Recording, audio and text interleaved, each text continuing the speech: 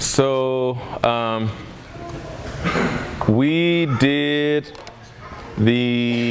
what are we doing? The Tabernacle. No. We did the Tabernacle Series earlier this year, and we wanted to do it again. What's up? How's married life? Good. They just got married yesterday. I told them I wasn't going to stand them up here, but I think embarrassment is enough, so I'll stop. So we did the Tabernacle Series earlier this year, and we decided to go through it again, and this time to record it. So if you go to YouTube and search Oasis Church of the Way, you will see 2 videos there already with really bad sound, but you can hear. And so because of that, we upgraded. We talked to Beyonce. She was like, "Partner, let me upgrade you." And I was like, "Okay, let me talk to the church board and see what's up." So Beyonce hooked us up. We got a... How did I get here to this position? So we have a camera and a microphone. So we will have not cool, but actual videos you can see with clarity and that you can hear with even more clarity. So I am very excited for today, personally. Leave it in there, it's who we are, whatever. So the Tabernacle, part 3 is where we are today. I feel like I'm so far back. Part 3 of the Tabernacle is where we are. There we go. The Brazen Laver, washing in the Word, is what we're talking about today. And I'm very excited. It's my favorite week. Every week is my favorite week.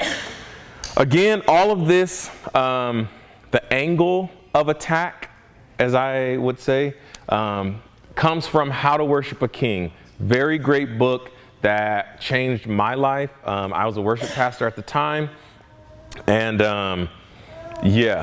it literally took myself, and then further our worship team to another level. But it is not a book just for those who do music. It is for anybody who attaches themselves to Jesus, which is why we teach the Tabernacle through this book. Mostly the Bible, but I like the way he researched, so here we are. So as we know, the Tabernacle is nothing more than a tent itself. When you look at the entire layout, it includes an outer court. It's like a fence around it. But the Tabernacle itself is just a tent. And in Exodus chapters 25 through 40, you will see all the details of how the Tabernacle came to be. All the instructions on how to build it. Every piece is in these chapters. We are not going to go through all of that, but you can read it if you'd like. And we've also discussed in the last 2 weeks that the Tabernacle process was not just a process for the people to come and offer sacrifices or thanksgiving to God, but it was also for us a process of worship, teaching us how to worship. And so now that we are building, we know that we come into the gates with praise. First, we have to approach Jesus with gratitude. We have to have gratitude in our hearts. This is the beginning of the process, because gratitude prepares me as I sing, "You deserve it all, you deserve it all," and all the reasons why you deserve it all. I'm thinking of those things. Guess what happens next? It's very easy for me to sacrifice my will or submit myself to you. Real life application, anybody that has done something for you and they do it very well, it is very easy for you to say, "I know you do this well, I give my will to you." Every every dad understands this. My wife is just better at nurturing the kids. And I know this, so I give my will to you, Mom, that makes sense? Okay, glad we're all on the same page. Every mom is like, "What?" Like, no, it's a good thing. It's a good thing. But that is what we do. We enter with gratitude. Thank you for being who you are. Thank you for what you've done. And because I know that I can bet the house on you every single time, I can submit and sacrifice what I want for what you are going to do. So that's the next thing. And after that, we step to the brazen laver, or the bronze laver, as they call it. I was going to change it, but I was like, we're stuck. Brazen it is. Here we go. So the brazen laver we see is made of acacia wood covered in bronze. It is the exact same materials that made the altar of sacrifice. Acacia wood covered in bronze. What is special about acacia wood? It is not corrupted by the elements very easily. It does not rot very easily. And the bronze in the Old Testament represents judgment or sin. So, as we saw last week, where Jesus represented the altar of sacrifice, he now also represents the laver. Jesus, not very corruptible by the elements, doesn't easily rot, I guess, for the sake of comparison, but covered in flesh, covered in sin. One big thing about the brazen laver is two pieces, the mirrors and water. The bowl of the laver, the inside, was made of mirrors and filled with water. And those are two big things that we're going to hold on to for later to dig into. And then, like I said, again, we see Jesus. Jesus, pure, immortal, and incorruptible, covered in sin. He represents every piece of this. I love it. So before we get into the laver itself, you have to understand the job of the priest in this situation to get the fullness of what the laver represented. So in Exodus chapter 30, verses 19 and 20, God is saying, make sure that when Aaron and his sons come to do work or build the laver, with which Aaron and his sons will wash their hands and their feet, when they go into the tent of meeting, or when they come near the altar to minister, to burn a food offering to the Lord, they shall wash with water so that they may not die. They will wash with water so that they may not die. So remember, the job of the priest was to help others in worship, to handle all the utensils of the tabernacle, to handle the sacrifices of others. But before they could go out and help anybody, gosh, this is so good already. Before they could go out and help anybody, they had to make sure that they were clean. God said it himself, make sure that they wash so that they do not die when they go to handle the business of the priests. So how does this then affect us today? Because we have no big bowl of water to wash in or anything like that. I have answers for you. So Ephesians chapter 5, verses 25 through 27 read, husbands, love your wives as Christ loved the church and gave himself up for her, that he might sanctify her, having cleansed her by the washing of water with the word. Hold on to that. By the washing of water with the word, so that he might present the church to himself in splendor, without spot or wrinkle or any such thing, that she might be holy and without blemish.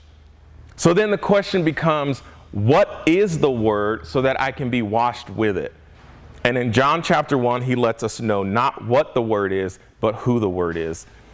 John 1, verses 1 and 2, and then 14 and 15 read, in the beginning was the word, and the word was with God, and the word was God. He was in the beginning with God. And then jumping down to verse 14, and the word became flesh and dwelt among us, and we have seen his glory, glory as of the only Son from the Father, full of grace and truth.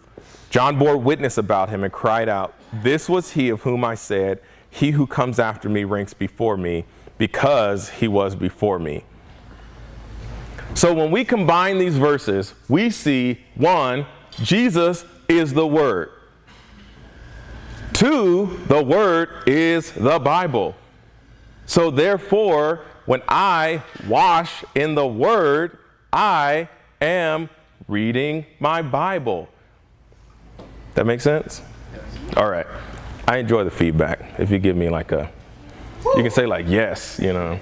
You don't have to flip chairs, but like yes, that makes sense, you know. So remember, the priest had to be clean to handle the things of God. So if I am daily reading my Bible, I am cleaning myself so that I can handle the things of God.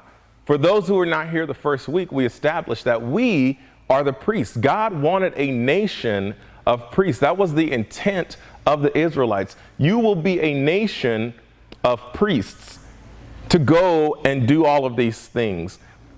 And then Paul flips it onto us and says, when you become part of this body, you are a holy nation, a royal priesthood.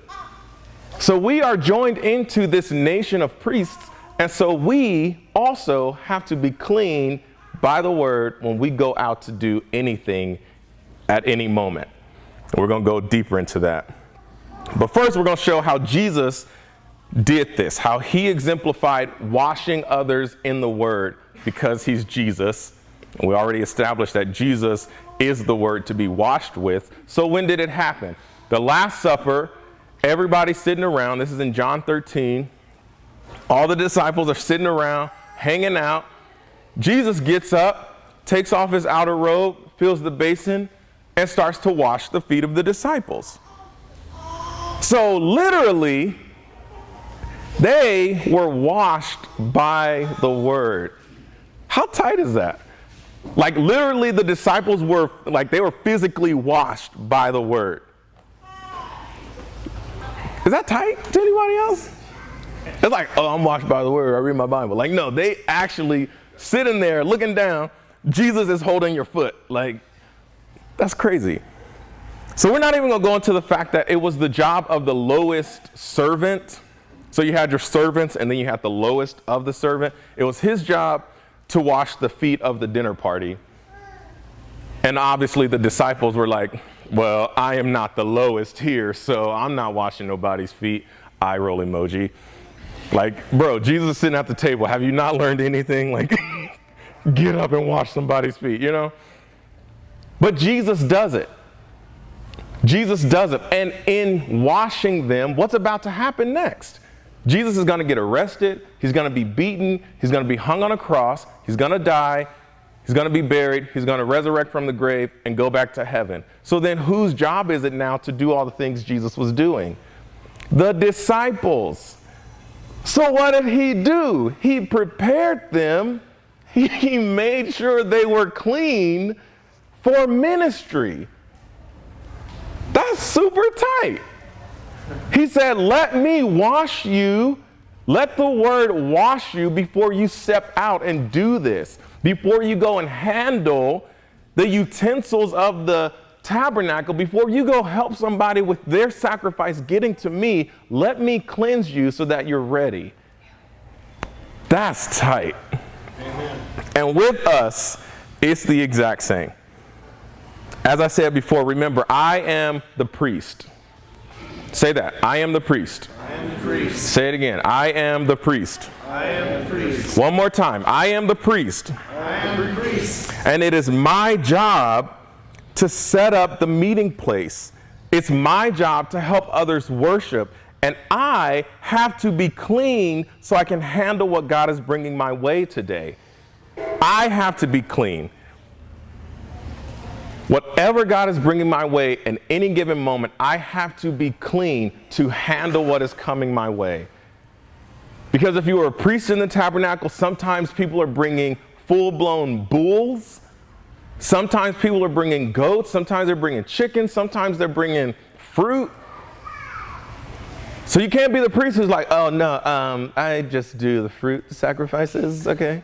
I don't get blood on my robes. Like, it doesn't work like that. You've got to be clean to be prepared for whatever comes in that day to help whoever needs to get to Jesus, because it's not about me. Whoever needs to get to Jesus, I got to be ready. So this process is for me and it's for others. That includes every single person that I meet every day, every interaction I have, every moment The big question for us is, am I handling the holy vessels of God properly? We see it all the time on Facebook, be nice to people. You don't know what they're going through, internal struggle, or, they're God's children too. Look at them like Jesus looks at them. It's like, that's a great Facebook quote. It is truth, but help me do that. How do I do that? You know what I'm saying? How do I actually do that? Because usually the people that are posting it are the people who need it, right? But how do I do that? How do I actually get to a place where I am properly taking care of those that God has entrusted to me?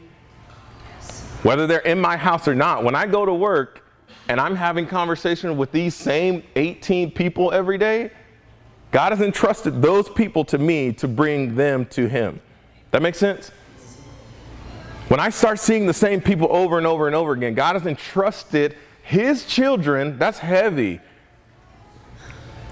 I'm just talking about at work. We're not talking about y'all yet. That's crazy. I'm just talking about at work to the guys who are like, I don't like anything. Let's talk. I like having discussions. Well, this is not going to go far, sir. I just want to let you know that right now. You set the wall up already. But that's a heavy question. Who has God entrusted to me that I now need to make sure I am clean enough to handle what's coming my way? That's good. That's good. And that's not even the deepest point yet. So how do I become clean? How do I actually do this? James 1:22-25 says, but be doers of the word and not hearers only, deceiving yourselves. Not deceiving others, deceiving yourselves. Be doers, not hearers. That's a sermon within itself. For if anyone is a hearer of the word and not a doer, he is like a man who looks intently at his natural face in a mirror. For he looks at himself and goes away and at once forgets what he was like. But the one who looks into the perfect law, the law of liberty, and perseveres, being no hearer who forgets, but a doer who acts, he will be blessed in his doing. So remember, we said that the laver, the inside bowl, was made of mirrors. Why was it made of mirrors? So that as the priests go to wash, they can see themselves washing. And can you imagine being in that moment when you know that this person did whatever they did and they're about to kill this lamb? They're about to cut a lamb's throat. And you have to be the guy to make sure that his apology to God, that his sacrifice happens correctly. Can you imagine that moment while you were washing your hands and how heavy it is as you look in the mirror while you wash your hands? You reconcile so much within yourself in that moment. It's real. It's really real in that moment when I take the time to wash my hands at the laver and I can see myself and I'm like, man, this is heavy stuff. That's why the mirrors were there. And literally, that is what the Word of God does for us. Like James just said, when you look into the law, as your mirror, 2 Corinthians 3:18, he makes the point. He says, but we all with unveiled face, beholding as in a mirror the glory of the Lord, are transformed into the same image from glory to glory, even as from the Lord the Spirit. And we have to continue to get into the habit of being washed in the Word. Because when we take the time to wash in the Word, that's where all of the change happens. We talk about it all the time. Renew your mind, renew your mind, renew your mind. And unfortunately, most churches are going to go tell you to read your Bible for the sake of reading your Bible. They're just going to tell you, go read your Bible so you just have the knowledge. But then you're sitting there with a pastor saying, well, I don't need to write down my thoughts because God knows my thoughts. You got all this biblical knowledge and you're telling me that God doesn't want to hear from you? You're not being washed in the Word. You're just putting it in your brain. Because when I wash myself with the Word, when I look to actually change my life through what Jesus is saying, I see what the standard is. And therefore, I want to become the standard. And thankfully, seeing what that standard is the same love that says, I don't care where you are right now. Just come be with me now. That's tight. Yes. Go ahead. I was just thinking, a couple scriptures came to my mind. The first one, so when you talk about the mirror, and the mirror is the Word of God. Like, how can you look in a mirror and see where you're at if you don't know the Word? So, like, what are you looking at? Do you even know what you're looking at when you're looking in that mirror? So that's why you need to read the scriptures. Like, how do you know you're keeping a law if you don't know the law? Right. Or the rule, or the commandment if you don't know the commandment? Right. And something that really stuck out to me as you were sharing that about, look at yourself in that mirror. There's a scripture in Psalms 51, verse 16 through 19. Do you mind if I read it? Go ahead. Okay. It says, "For thou desirest not sacrifice, else would I give it." This is okay. "But thou desirest not sacrifice, else I would give it. Thou desirest not a burnt offering. The sacrifice of God or a broken spirit, Contrite heart. Yeah. Thou wilt not despise. Do good in thy good, pleasure in design, build the walls of Jerusalem. Then shalt thou be pleased with the sacrifice of righteousness, with burnt offerings, whole burnt offerings. Then shall they offer bulls upon the altar." And so it's just cool. It's cool to think, like, first, like, what he really wants is that the priest, that they look at themselves and say, okay, I'm coming with a broken heart and contrite spirit. Like, I feel bad, and I'm repenting. Then God accepts the sacrifice. Like, he doesn't care about the blood of bulls or lambs. Right. If you're just killing them, then you're just killing them and you have blood on your hands. You're just killing something. You have a way of stealing my next points. Yeah, sorry.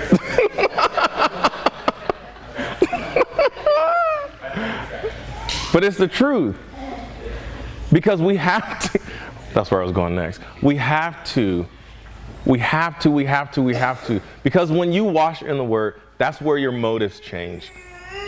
And we talked about that a couple weeks ago, or maybe a month ago, whatever. But your motives begin to change. Your heart begins to change. The way you think and the way you see things begins to change. So when we step into this process, and I am coming into the gates with gratitude, and I'm giving God what he deserves. You so tight, Jesus, you so tight. When I'm giving Jesus that, and I said before, it prepares me for sacrifice and submission. But then what we do is, because we don't sacrifice or submit, we don't give our will up, we come to God being washed, and he's washing our will. So there's still a big pile of poop on the table, and we're going, I'm coming to the Word to be clean. Jesus, I'm ready to be clean. But he goes, you didn't take the poop off the table.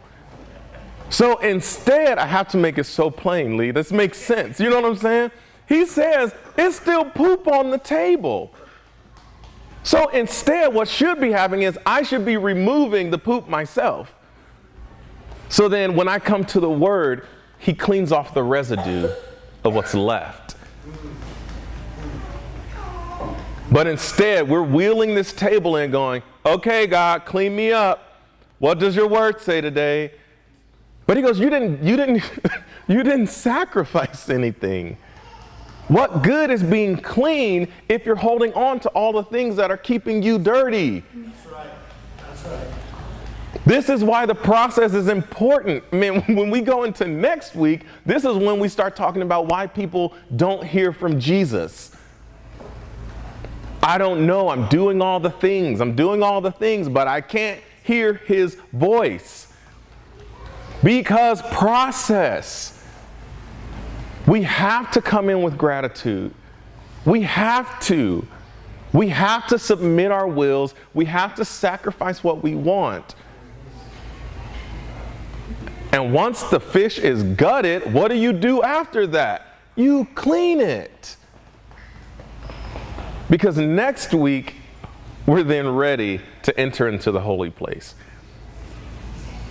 But this is so important. And doing this sermon, preparing for this, I was sitting at Blackwater, and I kid you not, Jesus checked me so hard, and I don't even know why I was crying. But I know just this year, there was a time where when we started reading the Bible in a year, and I was reading every day. I was reading every day. I was in the Word. I was in the Word. And this is how cool God is, because God says, Rafer, I know you have not been in the Word every day, but because I'm God and there are other people who still need what I am giving, not Rafer, but what God is giving, I'm still going to do that. But we got here and he said, Rafer, I need you to get back into the Word every day. I need you. Babies have solid burps, man. Gosh, that was good. I was like, that was a baby burp right there. But he said, Rafer, I need you to get back into the Word.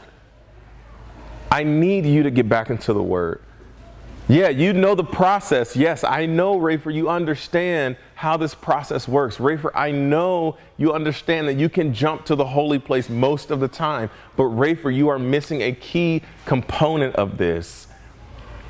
You're being washed in the Word, but you're only being washed in the Word to handle Sunday. Ugh. Sorry, Lord. My bad. Because I have a wife and a kid at home who are not just here on Sunday. I have people that I see at work that are not here ever. You know what I'm saying? And he said, Rafer, I need you to get back into the Word every day. So when you wake up and you're like, I don't need anybody to talk to me for 15 minutes, and you're laying there scrolling through Facebook, I don't care what you read, just read. Because of course that was my response to Jesus. But Lord, like I wake up and I'm just... My brain is not on. Jesus, what am I supposed to read? He said, just read. Pick something and read it. I don't care what it is. Yes, sir. The process. We have to do the process. In our services, that's what we do. And in most churches, this is where the process stops. Where most people, they come in, we give praise, honor, give it to Jesus. We honor Jesus. We talk about his sacrifice. We submit ourselves. We prepare ourselves to be cleaned by the preaching of the word.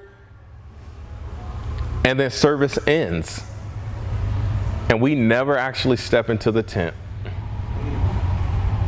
And that is why we at Oasis take time to go into the holy place. Because that's where the real action actually is happening. That's where Jesus is actually like, this is what's up.